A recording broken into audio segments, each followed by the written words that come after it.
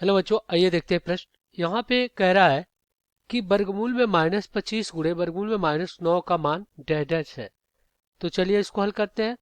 सबसे पहले हम क्या करेंगे, यहाँ पे मुख्य अवधारणा लिखेंगे।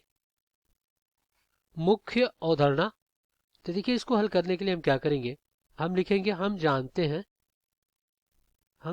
हैं कि अगर वर्गमूल में a गुणे b है तो इसको हम क्या लिख सकते हैं, इसको लिख सकते हैं वर्गमूल में a गुणे वर्गमूल में b।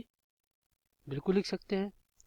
और देखिए, हमें पता है कि आयोटा आयोटा बराबर क्या होता है, ये होता है वर्गमूल में -1। क्या होता है, वर्गमूल में -1 होता है। अगर हम इसका वर्ग कर देते हैं तो आयोटा का वर्ग कितना हो जाएगा, -1 के बराबर हो जाएगा। और इसमें आयोटा से गुणा कर देते हैं तो आयोटा का घन हो जाएगा, इधर भी आयोटा से गुणा होगा तो माइनस आयोटा होता है। तो चलिए दिए गए प्रश्न को हम हल कर लेते हैं। यहाँ पे ये क्या आपका वर्गमूल में -25 है और फिर गुणे में कितना है, वर्गमूल में -9 है। तो इसको हम क्या लिख सकते हैं, इसको हम लिख सकते हैं वर्गमूल में 25 और गुणे वर्गमूल में -1, और फिर गुणे में लिख सकते हैं वर्गमूल में 9 और गुणे में वर्गमूल में -1।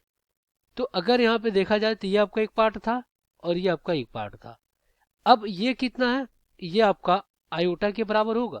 देखिए, वर्गमूल में -1 आयोटा के बराबर, ये भी आयोटा के ही बराबर होगा। तो यहाँ पे आपका क्या हो जाएगा, देखिए वर्गमूल में 25 को हम लिख सकते हैं 5 का वर्ग, और गुणे में क्या हो जाएगा आयोटा, इसको हम इस प्रकार कर दे रहे हैं।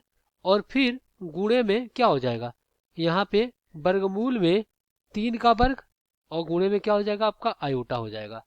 अब वर्ग से वर्गमूल हटेगा तो 5 गुणे आयोटा, और फिर गुणे में क्या हो जाएगा 3 गुणे आयोटा। अब यहाँ पे 5×3 = 15 हो जाएगा, और गुणे में आयोटा का वर्ग हो जाएगा आपका 15 गुणे -1। अब गुणा होगा तो क्या हो जाएगा, ये हो जाएगा -15। तो यही आपका उत्तर हो जाएगा। खाली स्थान पे हम भर देते हैं इसको। तो देखिए यहाँ पे -15 हो जाएगा, -15 हो जाएगा। आशा करते हैं बच्चों ये प्रश्न आपको समझ में आया होगा। धन्यवाद।